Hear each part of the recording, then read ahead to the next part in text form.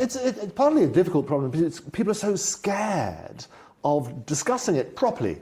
Yeah. And the reason we should have a platform where everybody can listen, everybody can air their views, get rid of the misconception, that's the only way you're going to solve things. And I think the problem is this, Errol, is that people are so quick to put a label on something. So it's not, I would say it's not, for example, racist to be concerned about immigration. No, of course not. I mean, no, of course not.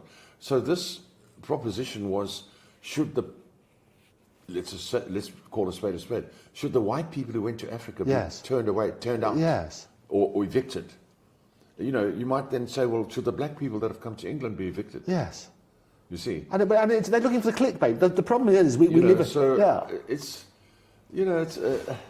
I've been trying to look at this debate of the other night. It certainly stressed me. Yeah, I know. And what happened was, when I got back that night, something that's very... I'm lucky enough to be fairly strong and healthy at my age. And I woke up the next morning with my pillow covered in bright red blood. Oh, really? Yes. And it was obviously a half a cup or three-quarters cup, maybe a cup of blood. The pillow had to be destroyed. Wow. Because a vein in my, an arterial vein, I would imagine, in my brain ruptured last night.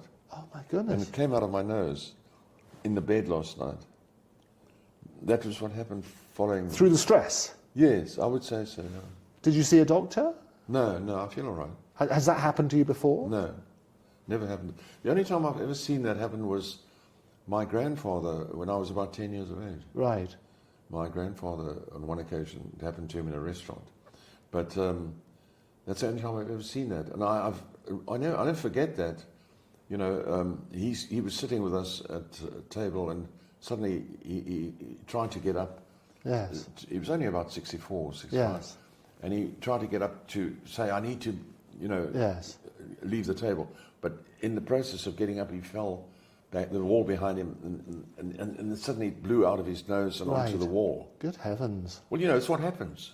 You know, he was all right. He did. Well, he went on for another 10 years. Well, 10 years. You're going to go on for much longer than that, about longevity. But it's worrying, though, that the stress that they put you under, because you're always very eloquent. We understand exactly your points. Well, honestly, put me under stress. And it's concerning, isn't it? So, as I say, they're intelligent people there. There's some of the best brains in the world are supposed to go there.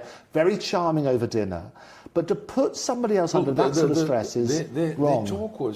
Their talk was very inflammatory and hate speech. Yes. Total hate speech. You know?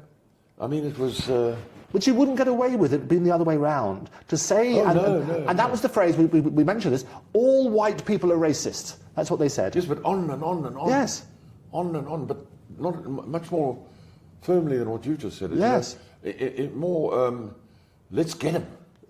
Let's all go and get him. It was a limit. Yeah. Well, yes. And so you sit there. So much so, I remember you sitting a few seats. I was a couple away from me. Yes, yeah. I saw you jumping up a few times. Yes. You're a huge guy, saying, "Hey, this is not right." No, but it wasn't right. And I don't that think was you. It was. Because I probably was you and me both, and that was it against the mob. And I really. You know, you're a big champ, yes. but they just ignored you. I know, well, quite right too. I mean, that's understandable. But you did get up a couple absolutely. Sort of almost, hey, you've got to stop this. It should be a point of order. And as I say, we debate all the time. That's what you do as barristers. But they're screaming and shouting. That was horrible, yes. I heard you, but nobody else heard you. No, exactly. But they weren't going to listen on that sort of basis. That was interesting. Exactly that sort of thing. And I think what happens here, and this is the objective, the way we're going to solve the world is to encourage conversations. Jaw, not war, as they famously say. Yeah. And we're living in a world where we're talking about clickbait. And it's P.T. Barnum who turned around and say, if you want to draw a crowd, start a fight.